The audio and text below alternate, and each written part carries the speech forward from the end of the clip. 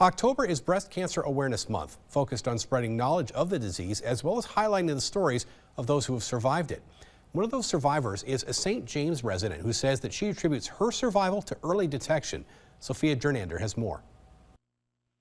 In February of 2019, Monica Hagen went in for what she thought was a regular doctor's appointment, but instead her life was changed forever. I had a routine mammogram, and then they found something abnormal. This began what Hagen describes as the hardest thing she's ever had to go through: a lumpectomy, chemotherapy, and 19 rounds of radiation. I don't wish it upon anybody at all. It's not fun. According to a recent report by the American Cancer Society, breast cancer in women has continued to increase, rising by 1% a year from 2012 to 2021.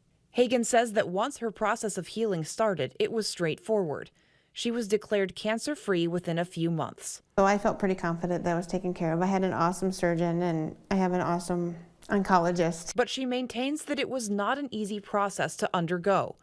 She credits her family for supporting her and has spent the years since helping to raise awareness of the disease. Keep the faith and keep going to your doctors and bring somebody with you. That was important too. I brought people with me when I went to doctors because I didn't remember everything. The American Cancer Society also says that death rates due to breast cancer have declined. They say that this is attributed to advances in treatment and particularly early detection. And Hagen says she's positive that's what saved her life. I know they're really expensive. I know that, but it's still the most important thing to catch it early.